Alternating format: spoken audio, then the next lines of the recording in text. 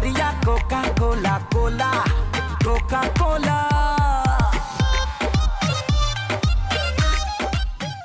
तो जी हाँ, नमस्कार दोस्तों। बता रहे थे साई लाल यादव जी का बॉलीवुड वीडियो सॉन्ग रिलीज होने वाला है, जिस गाने का नाम है समरिया तोता टोला। जी हाँ दोस्तों, पोस्टर देख सकते हैं और इस गाने का टीजर रिलीज कर दिया गया है वर्ल्ड के सबसे बड़े म्यूजिक यूट्यूब चैनल पर, जिसका नाम है टी सीरीज ऑफिशियल। जी हाँ दोस्तों, टी सीरीज के मेन चैनल पर ये गाना रिलीज होने वाला है समरिया तोता टोला।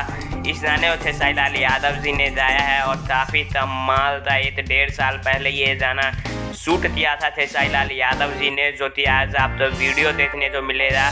आज सुबह में 11 बजे रिलीज हो रहा है समरिया तोता टोला T series official YouTube channel पर।